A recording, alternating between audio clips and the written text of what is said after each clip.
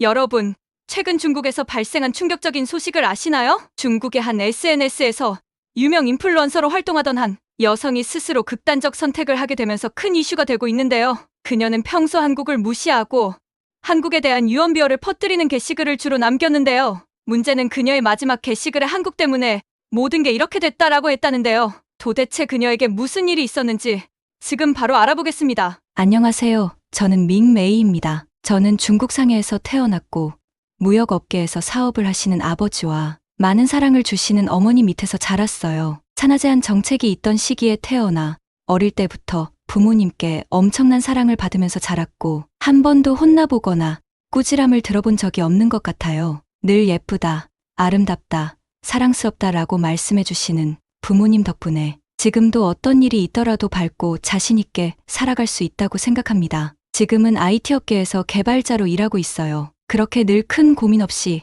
행복하게 살아왔던 저에게 청천벽력 같은 일이 벌어졌어요. 핸드폰이 진동하는 소리에 잠에서 깼어요. 새벽 3시였고 저는 상하이에 있는 제 아파트에서 깊이 잠들어 있었어요. 이 시간에 누가 전화를 할까? 어두운 방에서 밝은 화면을 찡그리며 핸드폰을 집어들었어요. 서울에서 전화한 건 고향 친구 한나였어요. 한나가 이 시간에 전화를 하다니 긴장이 되었습니다. 이렇게 늦은 시간에 걸려오는 전화는 보통 나쁜 소식인 경우가 많았기 때문입니다. 여보세요?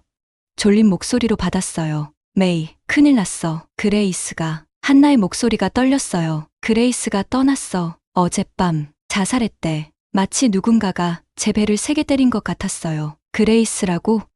활기차고 야망 넘치던 우리 친구가 믿어지지 않았어요. 하지만 전화기 너머 한나의 흐느낌이 그 일이 사실임을 말해주고 있었어요. 뭐라고? 어떻게? 왜?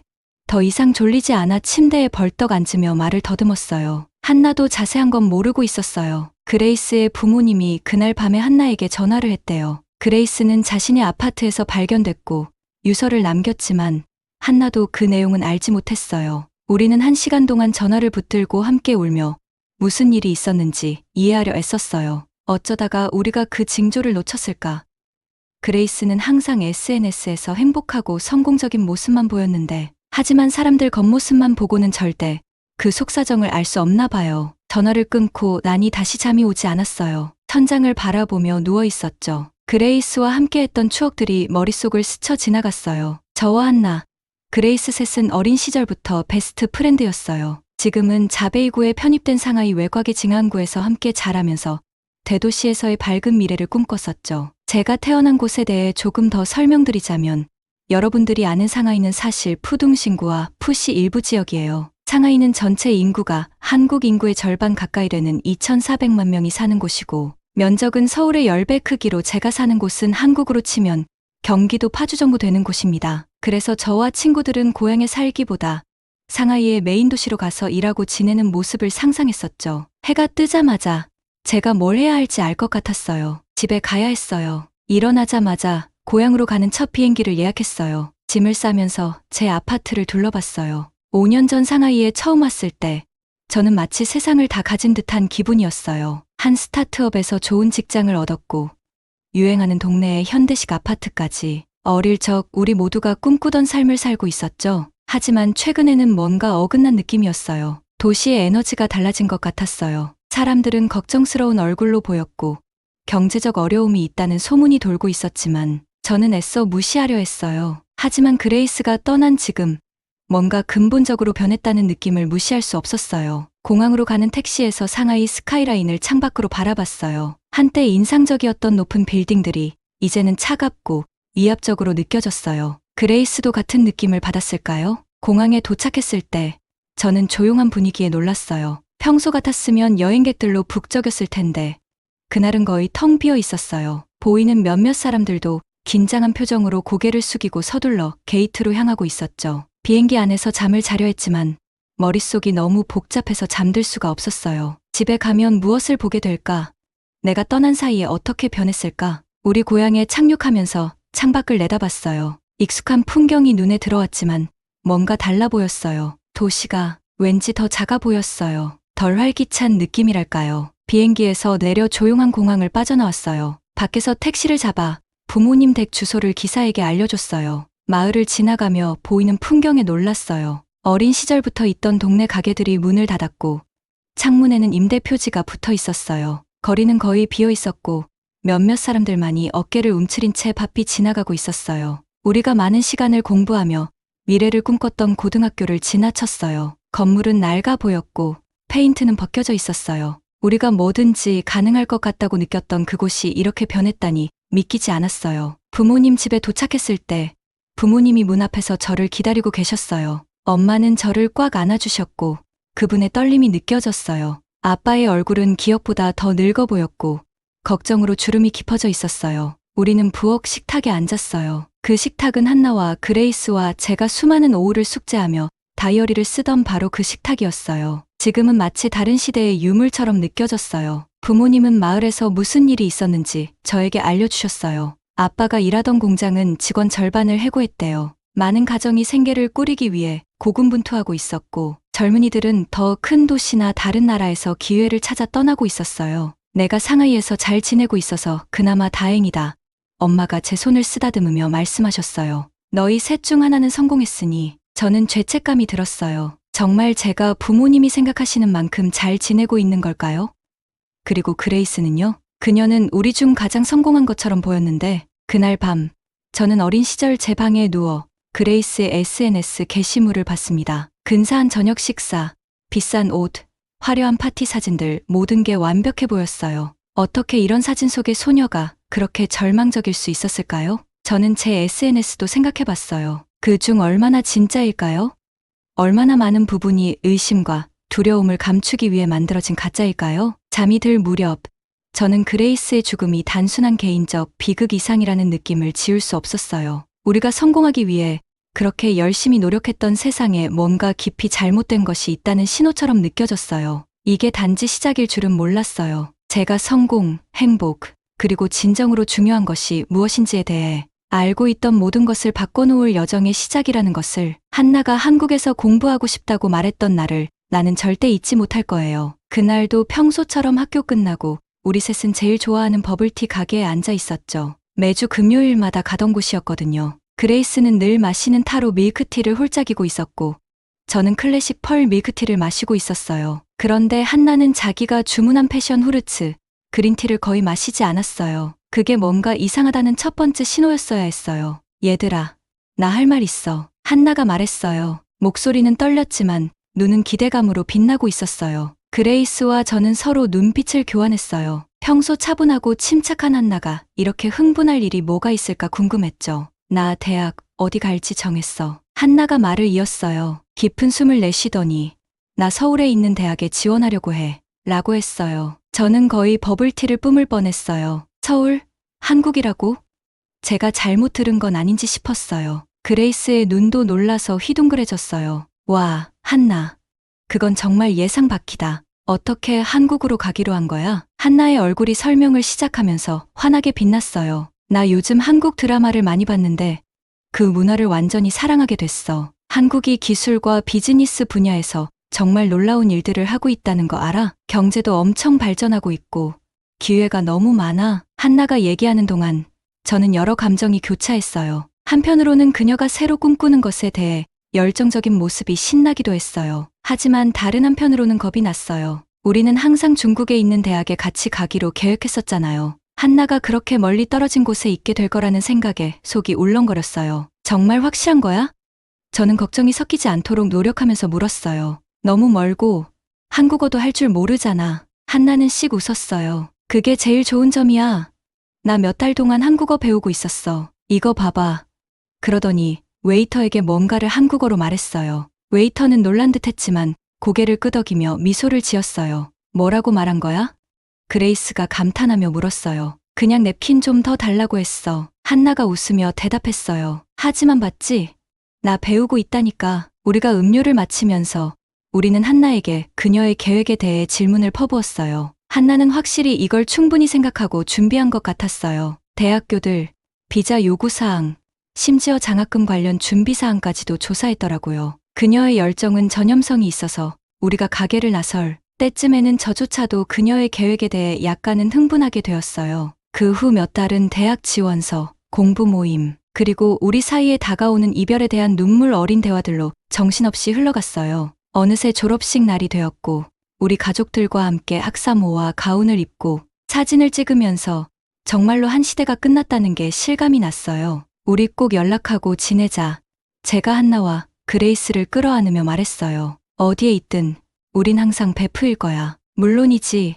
한나가 우리를 꽉 끌어안으며 말했어요. 매주 영상통화하고 한국 간식도 잔뜩 보내줄게. 그레이스가 웃으며 말했어요. 그리고 내가 상하이의 모든 소식을 공유해 줄게. 너희는 아무것도 놓치지 않을 거야. 그날 우리는 그렇게 헤어졌고 저는 슬픔과 기대가 뒤섞인 감정을 느꼈어요. 우리는 모두 다른 길을 가고 있었죠. 저는 컴퓨터 과학을 공부하러 가고 그레이스는 비즈니스를, 그리고 한나는 그녀의 한국으로의 모험을 떠나기로 했으니까요. 하지만 우리의 우정은 거리에도 불구하고 살아남을 거라고 확신했어요. 한동안 우리는 그 약속을 지켰어요. 우리는 정기적으로 영상통화를 하면서 새로운 삶에 대한 이야기를 나눴죠. 한나는 서울에 있는 그녀의 기숙사를 보여주면서 캠퍼스에 핀 아름다운 벚꽃 나무들을 가리켰어요. 그레이스는 자신의 비즈니스 스쿨을 가상으로 안내하면서 최첨단 시설을 자랑했어요. 그리고 저는 최신 코딩 프로젝트에 대해 열심히 설명했는데 사실 대부분은 그녀들에게 이해가 되지 않는 것들이었죠. 하지만 시간이 지나면서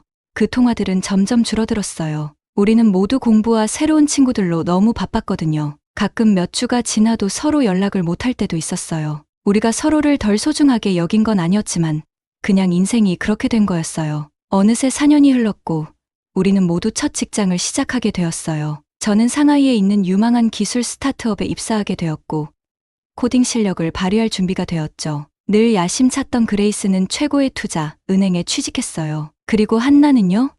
서울을 사랑하게 되어 거기에 남기로 결정하고 한국의 대형 기술 회사에서 인턴십으로 일했어요. 새 아파트와 직장에 적응하면서 저는 우리 삶이 얼마나 달라졌는지 생각하지 않을 수 없었어요. 우리는 늘 함께였는데 이제는 다른 나라에 살면서 다른 꿈을 쫓고 있었죠. 고등학교 시절 다음 수학 시험을 걱정하는 것이 가장 큰 고민이었던 그 단순함이 그리웠어요. 하지만 또 다른 한편으로는 미래에 대한 기대감도 있었어요. 우리는 모두 위험을 감수했고 자신의 열정을 따라갔죠. 앞으로 우리의 길이 어디로 이끌지 누가 알겠어요?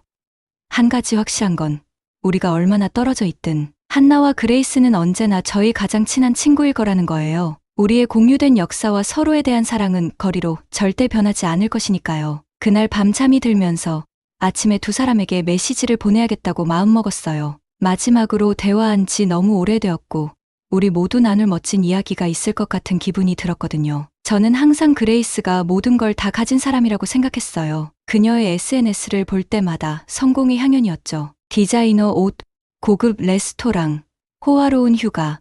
그녀의 포스트는 나 성공했어 라고 외치는 듯 했어요. 그녀의 위챗 모멘트에는 상하이 스카이라인이 보이는 멋진 사무실과 최고의 지역에 있는 새 아파트 사진으로 가득했죠. 하지만 겉모습은 속일 수 있어요. 그 완벽한 사진들 뒤에서 그레이스의 세계는 무너지고 있었어요. 중국 경제가 하락하기 시작하면서 그레이스는 그 한가운데에 휘말렸어요. 그녀가 자랑스러워하던 그 비싼 아파트 기억나세요?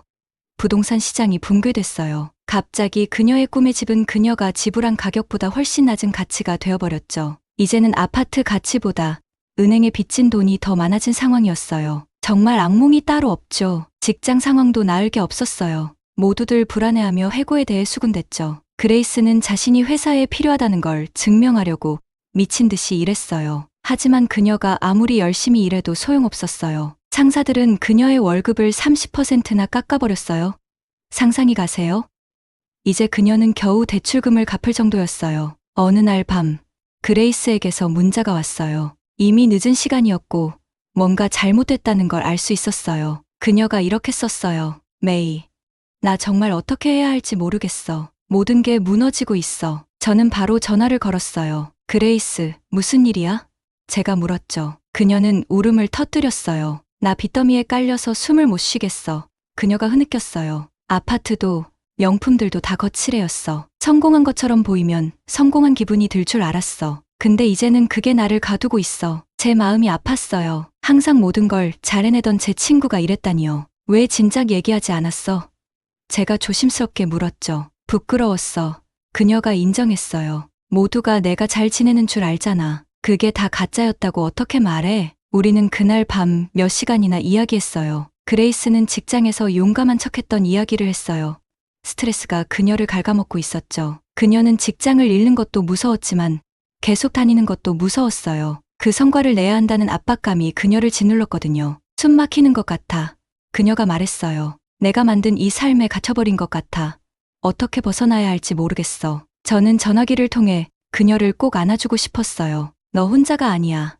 제가 말했죠. 우리 같이 이겨내자. 하지만 그렇게 말하면서도 어떻게 도와줘야 할지 몰랐어요. 제가 알던 그레이스, 자신감 있고 야망 넘치고 항상 통제하던 그녀는 이제 먼 기억처럼 느껴졌어요. 이 그레이스는 길을 잃고 좌절한 모습이었어요. 전화를 끊고 나서 저는 잠을 잘 수 없었어요. 우리는 온라인에서 보는 완벽한 삶을 얼마나 쉽게 믿어버리는지 계속 생각했어요. 그레이스처럼 가면 뒤에서 허우적대는 사람들이 얼마나 더 있을까? 다음 날 아침, 저는 그레이스의 새 포스트를 봤어요. 어느 파티에서 찍은 환하게 웃는 셀카였어요. 캡션은 내 인생 최고야. 감사해요라고 적혀 있었어요. 제 속이 뒤틀렸어요. 이제 진실을 알고 나니 그녀가 계속해서 그 모습을 유지하려는 걸 보니 너무 슬펐어요. 댓글을 달고 싶었어요.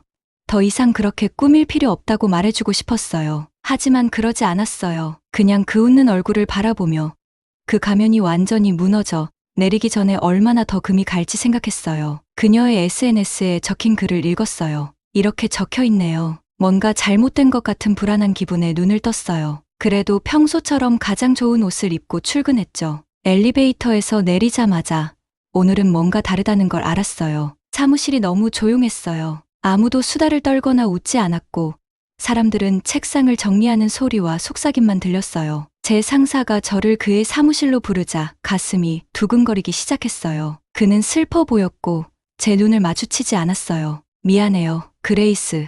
그가 부드럽게 말했어요. 우리는 당신을 내보내야 해요. 회사가 더 이상 모든 사람을 유지할 수 없어요. 마치 발밑에 바닥이 꺼지는 느낌이었어요. 머릿속이 새하얘졌어요. 어떻게든 작은 상자에 제 물건을 챙겨서 건물을 나왔어요. 번잡한 거리에서 사람들은 바쁘게 지나갔고 그들은 제 세계가 방금 무너졌다는 걸 전혀 몰랐어요. 어디로 가야 할지 몰라 도시를 헤매다 작은 공원에 도착해서 벤치에 앉았어요. 그때서야 눈물이 쏟아지기 시작했어요. 누가 보든 상관없이 펑펑 울었어요. 그때 은행에서 메시지가 왔어요. 주택담보대출 상환이 또 늦었다는 내용이었어요. 곧 돈을 내지 않으면 아파트를 빼앗기게 될 거라는 경고였죠. 제 상황을 생각하니 공포가 엄습해왔어요. 직장도 없고 저축도 없고 빚은 산더미 같고 이제 어떻게 해야 하나요? 부모님께는 어떻게 말씀드려야 할까요? 부모님은 저에게 좋은 삶을 주기 위해 그렇게 열심히 일하셨는데 그분들을 실망시키고 싶지 않았어요. 해가 지면서 공원에는 긴 그림자가 드리워졌어요. 어두워질수록 제 생각도 더 어두워졌어요. 너무 외롭고 절망적이었어요. 어떤 탈출구도 보이지 않았어요. 떨리는 손으로 휴대폰을 꺼냈어요. 소셜미디어 앱을 열고 글을 쓰기 시작했죠. 친구들, 가족들, 미안해요. 최선을 다했지만 충분하지 않았어요. 부디 저를 용서해주세요. 포스팅을 하고 나서 전화를 꺼버렸어요. 어떤 반응도 볼 용기가 없었어요. 천천히 집으로 걸어가면서 마음을 굳혔어요. 아파트에 들어서서 제 주변의 비싼 물건들을 둘러봤어요. 이제는 다 쓸모없어 보였어요. 그동안 했던 모든 거짓말들, 올렸던 완벽한 사진들을 떠올렸어요. 그 모든 게 가짜였어요. 저는 빚과 외로움에 허덕이고 있었고 탈출구가 보이지 않았어요. 화장실로 가서 약장을 열었어요. 손이 떨리면서 수면제를 꺼냈어요. 잠드는 것처럼 될 거야. 스스로에게 말했어요. 더 이상 걱정도 수치심도 없을 거야. 병을 열자 전화가 카운터 위에서 진동했어요. 처음엔 무시했지만 계속 울렸어요. 결국 확인해 보니 메이에게서 전화가 왔더라고요. 몇 달 동안 연락하지 않았던 상냥하고 친절한 메이였어요. 제 손가락이 수신 버튼 위에서 망설였어요. 제 마음 한구석에선 전화를 받고 싶었어요. 친근한 목소리를 듣고 싶었으니까요. 하지만 부끄러움이 저를 막았어요. 제가 얼마나 실패했는지 어떻게 인정할 수 있겠어요? 그녀에게 그녀가 알고 있다고 생각했던 제 삶이 다 거짓말이었다고 어떻게 말할 수 있겠어요? 전화가 끊기고 침묵이 무겁게 느껴졌어요. 저는 거울 속에 제 모습을 바라봤어요. 지치고 겁먹은 여자가 저를 보고 있었는데 제가 저를 알아볼 수 없었어요. 미안해. 거울에 비친 저에게 속삭였어요. 난 그저 강하지 못해. 저는 거울에서 시선을 돌려 다시 약병을 집어들었어요. 가슴은 쿵쾅거렸지만 머릿속은 이상하게도 차분했어요. 저는 결정을 내렸고 이제 되돌릴 수 없었어요. 알약을 입에 넣으려는 순간 문에서 노크 소리가 들렸어요. 숨도 못 쉬고 얼어붙었어요. 다시 노크 소리가 들렸고 이번에는 더 크게 들렸어요. 그레이스, 거기 있어? 나 메이야. 제발 문 열어줘. 메이? 그녀가 여긴 어떻게? 그녀는 다른 도시에 살고 있었잖아요. 제 머리는 그 상황을 이해하지 못했어요. 그레이스, 내가 걱정돼. 한나가 내 포스팅을 보고 나한테 전화했어. 우리 둘 다 정말 무서웠어. 제발, 내가 괜찮다고만 말해줘. 저는 계획과 친구의 목소리 사이에서 갈등했어요. 메이는 계속 노크하며 제 이름을 불렀고 울먹이는 소리였어요. 천천히 저는 문으로 걸어갔어요. 손이 떨리면서 자물쇠에 손을 댔어요. 잠시 망설이다가 문을 열었어요. 메이는 저를 보자마자 눈이 커졌어요. 말없이 그녀는 저를 꽉 껴안았어요. 그때 저는 완전히 무너졌어요. 모든 두려움, 수치심, 외로움이 친구의 품에서 쏟아져 나왔어요. 괜찮아. 메이가 속삭이며 저를 꼭 안아줬어요. 넌 혼자가 아니야. 우리가 여기 있어. 함께 해결해 나가자. 몇 달 만에 처음으로 저는 작은 희망의 불씨를 느꼈어요. 어쩌면, 정말 어쩌면 다른 길이 있을지도 몰라요. 메이의 품에 안긴 채 저는 절망의 끝자락에서 첫 발을 내디뎠어요. 슬픈 꿈을 꿨어요. 만약 그럴 수 있었더라면 어땠을까?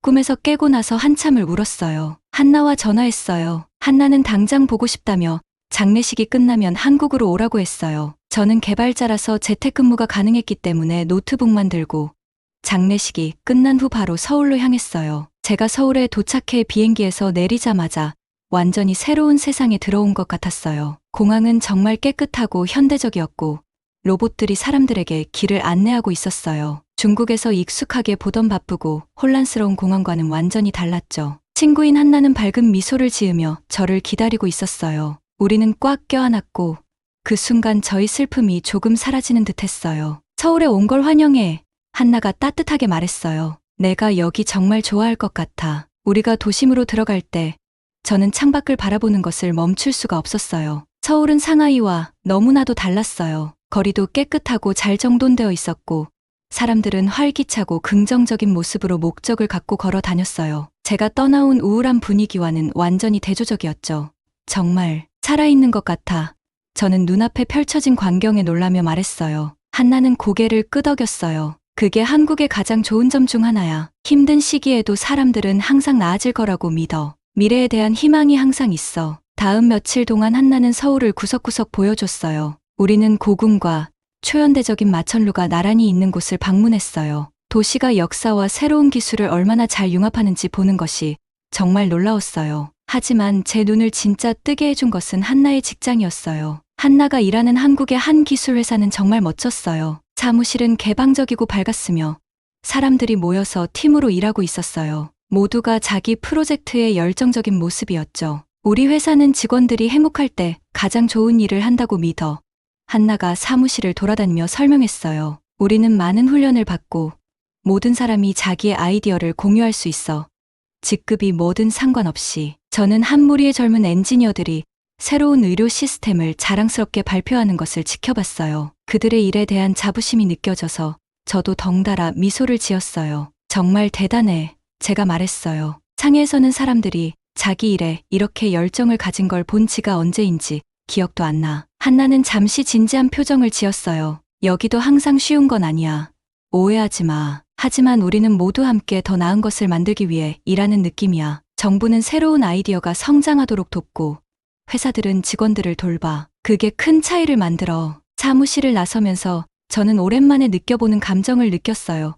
희망. 어쩌면 제가 중국에서 알던 삶과 일하는 방식보다 더 나은 방법이 있을지도 몰라요. 그날 저녁, 한나는 저를 포장마차라고 불리는 전통 한국 길거리 음식점으로 데려갔어요. 우리는 플라스틱 의자에 앉아 매운 떡볶이를 먹고 한국 술인 소주를 마셨어요. 도시의 분주한 소리가 우리를 둘러싸고 있어서 모든 것이 생동감 넘치고 신나는 느낌이었어요. 돌아가고 싶지 않아. 제가 갑자기 말했어요.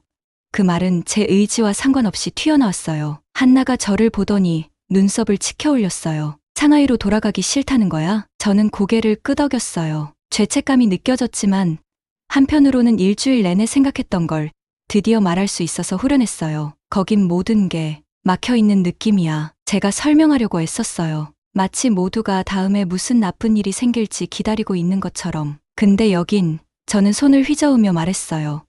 희망이 있는 느낌이야. 뭔가 앞으로 나아가고 있다는 느낌. 한나는 천천히 고개를 끄덕였어요. 모든 걸 두고 떠난다는 게 쉬운 일은 아니지.